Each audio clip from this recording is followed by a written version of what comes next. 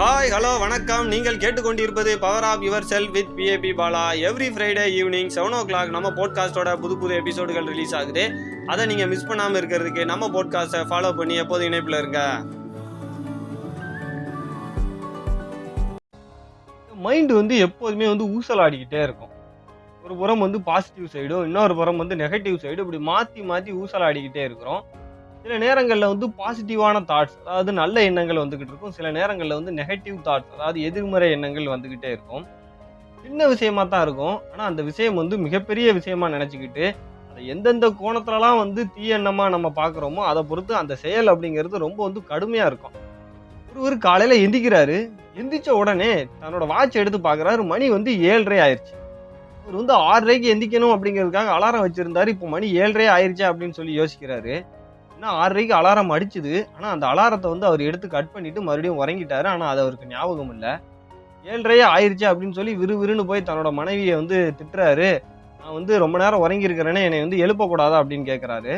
அவங்க ஒரு 2-3 தரம் முயற்சி செஞ்சு பார்த்தாங்க, ஆனால் அப்பவும் அவர் எந்திக்கலை. அதனால ஏன் என்னை இவ்வளோ நேரம் உறங்க விட்டா அப்படின்னு சொல்லி திட்டுறாரு. ஏன்னா அன்னைக்கு அவருக்கு ஆஃபீஸில் ஒரு முக்கியமான மீட்டிங் ஒன்று இருக்குது, சீக்கிரம் நீங்கள் வரணும் அப்படின்னு சொல்லி அவரோட பாஸ் சொல்லி விட்டுருக்காரு. இதனால அவர் ரொம்ப டென்ஷன்ல இருக்கிறாரு. அவசரமா போய் குளிச்சுட்டு விறுவிறுன்னு ஆஃபீஸுக்கு ரெடி ஆகுறாரு. காலையில சாப்பாடு ரெடிங்க அப்படின்னு சொல்லி அவங்க மனைவி சொல்லும்போது, இல்லை சாப்பிட்றதுக்குலாம் நேரம் இல்லை அப்படின்னு சொல்றாரு. அவங்க கெட்டி வச்சு அந்த லஞ்ச் பேக்கை கூட எடுக்காம அந்த அவசரத்துல வேகமா போறாரு. நேராக போய் பைக் பார்க்ல போய் அந்த பைக்கை எடுக்கிறாரு. அந்த பைக்கு ஆன் ஆகலை. ஏன்னா இந்த பைக்கும் ஸ்டார்ட் ஆகலை அப்படின்னு சொல்லிட்டு இன்னும் லேட் ஆயிருமே அப்படின்னு சொல்லி கோவப்பட்டு மறுபடியும் ஒரு மிதிக்கிறாரு. அந்த பைக் ஸ்டார்ட் ஆயிடுச்சு. அந்த பைக்கை எடுத்துட்டு ஆஃபீஸுக்கு போற வழியில பார்த்தோம் அப்படின்னா, போக வழியில டிராஃபிக்கில் நிற்கும் போதெல்லாம் இன்னும் நம்மளுக்கு ஆஃபீஸ் லேட் ஆயிருச்சுன்னா பாஸ் என்ன சொல்லுவார், ரொம்ப முக்கியமான மீட்டிங் சொன்னார் அப்படின்னு சொல்லிட்டு அங்கே யோசித்துக்கிட்டே போகிறாரு. ஒவ்வொரு டிராஃபிக்காக தாண்டி போகும்போது ஒரு டிராஃபிக்கில் அப்படி யோசித்துக்கிட்டே போகும்போது அவர் கிட்ட வரக்கூடிய அந்த லாரியை அவர் பார்க்கல. லாரி அவர் கிட்ட வரும்போது தான் ரியலைஸ் பண்ணுறாரு லாரி வந்துருச்சுன்னு. அதான் டக்குன்னு அந்த லாரி அவர் மீது மோதுது, கீழே விழுந்துருந்தாரு. கொஞ்ச நேரம் கழிச்சு முழிச்சு பார்க்குறாரு, அவர் ஹாஸ்பிட்டலில் இருக்கிறாரு. மதியம் மணி 2 ஆயிடுச்சு. உடனே அந்த நேரத்தில் என்ன சொல்றாருன்னா, தன்னால மீட்டிங் அட்டன் முடியலையே, நம்ம பாஸ் இப்போ என்ன சொல்லுவாரு, அவர் வேற ரொம்ப முக்கியமான மீட்டிங் சொன்னாலே அடுத்து என்னோட வாழ்க்கை என்ன போகும், என்னோட வேலை என்ன ஆகும் அப்படின்னு சொல்லிட்டு ரொம்ப நெகட்டிவா திங்க் பண்றாரு. பக்கத்துல அவங்களோட மனைவி கண்ணீர் மல்க நின்றுகிட்டு இருக்காங்க. நம்ம என்ன விஷயம் திங்க் பண்றோமோ அந்த விஷயம் தான் நம்ம செயலா செய்வோம். நம்ம திங்க் பண்ணக்கூடிய விஷயங்கள் நம்மளோட செயல்களை தீர்மானிச்சுக்கிட்டு இருக்குது. அதனால நெகட்டிவா திங்க் பண்ணிட்டோம் அப்படின்னா நம்மளோட செயல்கள் எல்லாமே நெகட்டிவா ஆயிரும். முக்கியமான ரீசன் நெகட்டிவா திங்க் பண்றதுக்கு காரணம் என்ன அப்படின்னா இந்த பாஸ்ட் லைஃப் எக்ஸ்பீரியன்ஸ், அதாவது இந்த கடந்த காலத்துல நடந்த வாழ்க்கை அனுபவங்கள் தான் நம்மளோட நெகட்டிவ் திங்கிங்க்கு ஒரு முக்கியமான காரணமா இருக்கும். இப்போ ஒரு பர்சன் ஒரு காலேஜ் படிக்கிறாங்க. அந்த காலேஜில் 4 பேர் கூட ஒன்னா சேர்ந்து படிச்சுக்கிட்டு இருக்கிறாங்க. ஒரு பர்சன் ரொம்ப நம்புறாங்க. ஆனால் அந்த பர்சன் அவரோட தெரியாத ஒரு பொருளை ஒன்று எடுத்துட்டு போயிட்டாரு அவங்களுக்கு தெரியாம அப்படின்னு நினைக்கும் போது அந்த பர்சன் என்ன நினைப்பாருன்னா, நம்ம கூட தங்கக்கூடிய பர்சன் யாரையுமே நம்ம நம்பக்கூடாது அப்படின்னு சொல்லி அவங்க நினைப்பாங்க.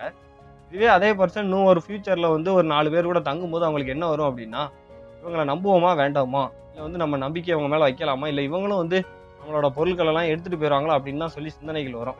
இந்த மாதிரி கடந்த கால வாழ்க்கையில் நடக்கக்கூடிய செயல்கள் எல்லாமே நம்மளை நெகட்டிவாக திங்க் பண்ண வைக்குது. அடுத்தது சுற்றி இருக்கக்கூடிய இந்த மக்கள், நம்ம நிறைய மக்கள் கூட பழகிக்கிட்டு இருக்கிறோம்.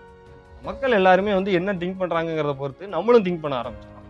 இப்போ ஒரு பர்சன் நெகட்டிவாக திங்க் பண்ணுறாருன்னு வைங்களேன். இப்போ நீங்கள் ஒரு விஷயம் செய்யணும்னு ஆரம்பிக்கிறீங்க, இருந்தாலும் வேண்டாம் விடு, அதுக்கு தான் அந்த மாதிரி வராதுல்ல, இந்த விஷயத்தை ஏன் நீ போட்டு ட்ரை பண்ணிட்டு இருக்க, இப்படின்லாம் சொல்லக்கூடிய பர்சன் என்ன பண்ணுவாங்க, நீ என்ன செஞ்சாலுமே உங்களை நீங்கள் செய்ய விடாமல் தடுப்பாங்க. இந்த மாதிரி பர்சனை கூட வச்சுக்கிட்டோம் அப்படின்னு வைங்களேன், நம்ம எந்த முயற்சி செஞ்சாலும் அப்படி சொல்லும்போது நம்மளும் நம்பவே ஆரம்பிச்சிடும், ஓகே நம்மளால இது முடியாது போலுக்கு அந்த மாதிரி.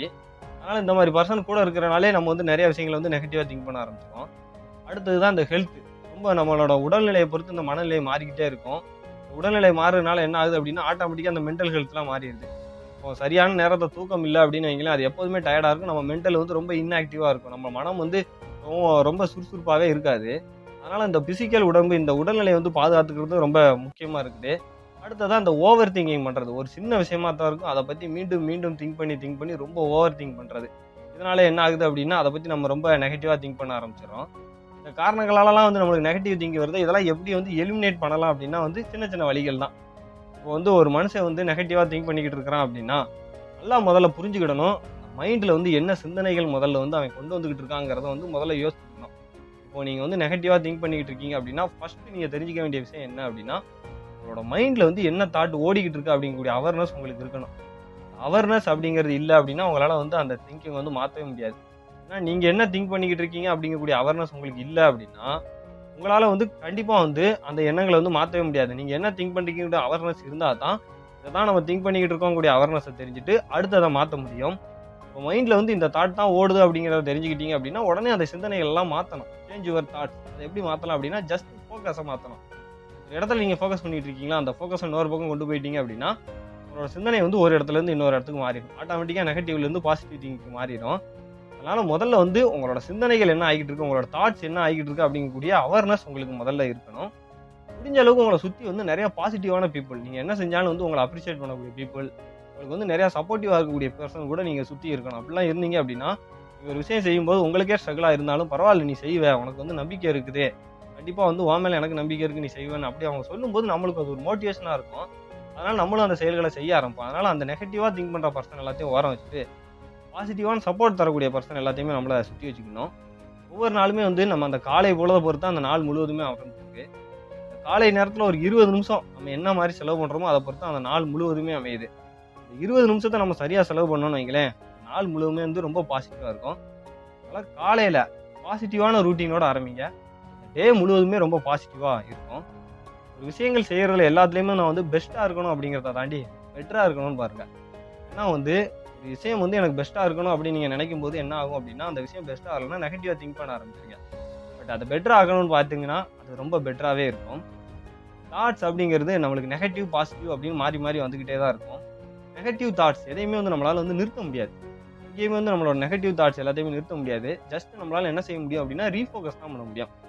தாட்ஸ் இது வருதா? ஓகே அப்படின்னு சொல்லி அந்த இடத்துல இருந்து நம்மளால ரீஃபோகஸ் தான் பண்ண முடியுமே தவிர, நம்மளால நம்மளோட நெகட்டிவ் தாட்ஸ் எல்லாத்தையுமே நிறுத்த முடியாது. அதனால உங்களுக்கு நெகட்டிவ் தாட்ஸ் வருது அப்படின்னு சொல்லி நீங்க ஃபீல் பண்றத விட்டுட்டு, தாட்ஸ் எல்லாத்தையும் ஓரம் தள்ளி வச்சுட்டு உங்களோட ஃபோக்கஸ சேஞ்ச் பண்ணி பாருங்க. உங்களோட தாட்ஸ் அப்படிங்கிறதும் பாசிட்டிவ் ஆயிரும். உங்களோட வாழ்க்கை அப்படிங்கிறதும் பாசிட்டிவ் ஆயிரும்.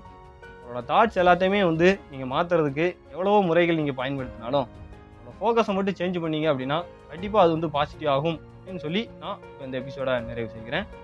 நம்ம பாட்காஸ்ட் பத்திய கருத்துக்கள நீங்க Facebook, Instagram, LinkedInல டிஏபி பாலா அப்படிங்கக்கூடிய என்னோட ப்ரொஃபைல்ல நீங்க வந்து எனக்கு டைரக்ட்டா மெசேஜ் பண்ணலாம். எப்போதும் இணைந்திருங்கள் பவர் ஆஃப் யுவர் செல்ஃபுடன். அடுத்த எபிசோடில் உங்களை சந்திக்கிறேன். மிக்க நன்றி.